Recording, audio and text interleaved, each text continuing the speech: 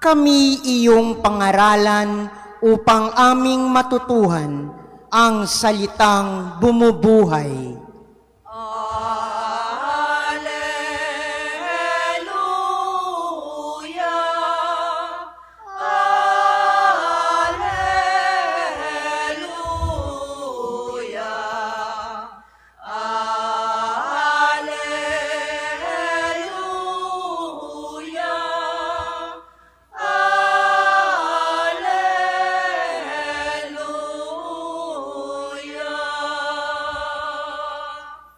Sumainyo ang Panginoon. At sumaiyo rin. Ang mabuting balita ng Panginoon ayon kay San Mateo. Papuri sa iyo, Panginoon.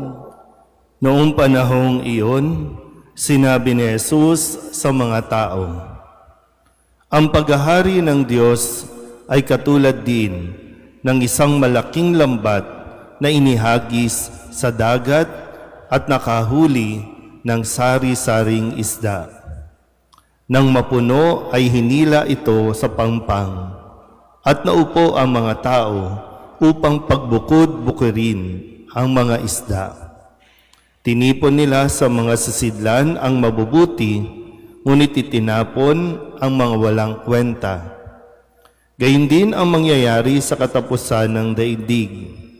Darating ang mga anghel at ihihiwalay ang mga makasalanan sa mga banal at ihahagis ang mga makasalanan sa maningas na pugon.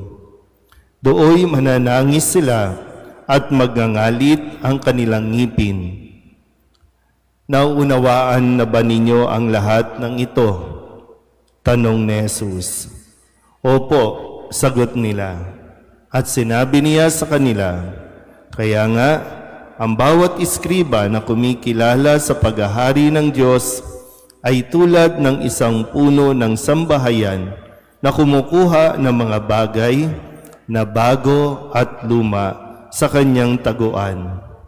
Nang masabi na ni Jesus ang mga talinghagang ito, siya'y umalis doon. Ang mabuting balita ng Panginoon. Pinupuri ka namin, Panginoong Hesukristo. Isang magandang umaga po sa inyong lahat. Ngayon po ay Huwebes ng ika-17 linggo sa karaniwang panahon at atin pong ginugunita ang kapistahan ni San Ignacio de Loyola, isang pari, dating sundalo, nang siya ay maaksidente sa kanilang pakikipaglaban.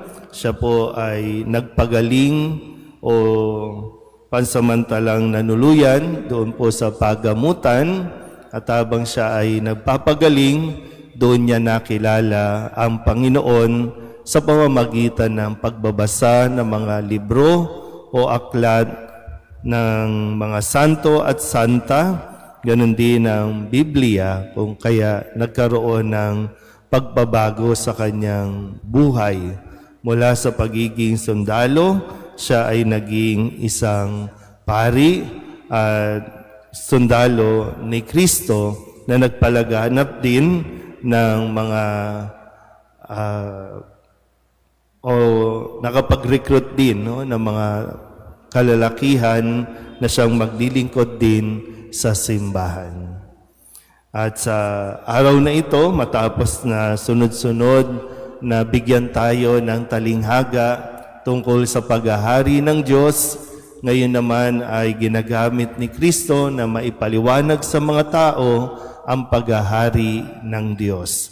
Na pagdating ng araw, katulad nga ng isang malaking lambat na iahagis o inihagis sa dagat at lahat ay mahuhuli.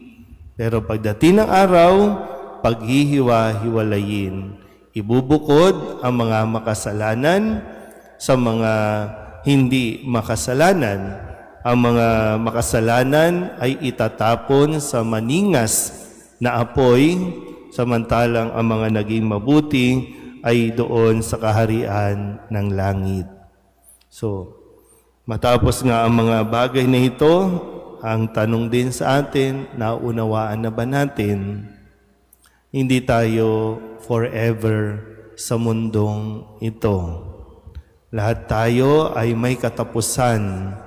Hindi nga pwedeng hindi sabay-sabay, pwedeng isa-isa, pero walang mabubuhay sa mundong ito ng panghabang buhay. Dahil ang habang buhay ay doon pagkatapos dito. Pwedeng habang buhay na paghihirap sa impyerno o habang buhay na maninirahan doon sa kalangitan.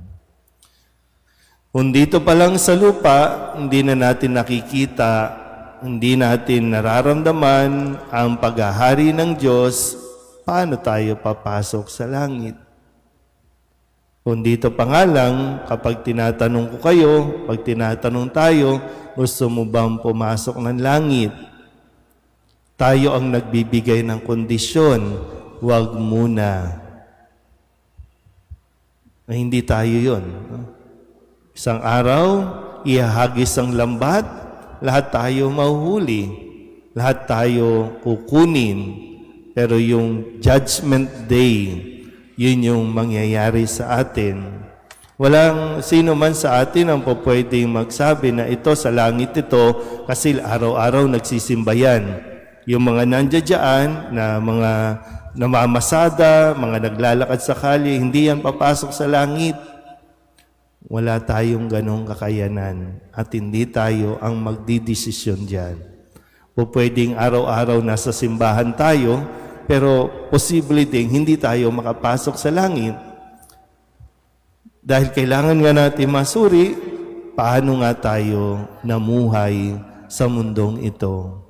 At paano ka papasok sa langit kung dito pa lang sa lupa, hindi mo naman kinikilala ang paghahari ng Diyos.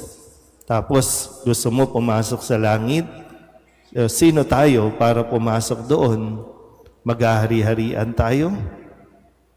Yun yung reality. Na kahit gaano natin pinahalagahan, pinotektahan ang lahat ng inaakala nating kayamanan sa mundong ito, baliwala yan sa kayamanan na matatagpuan natin sa langit.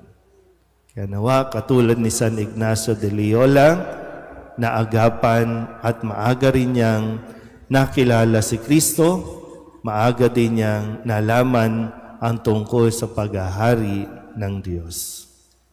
Amen.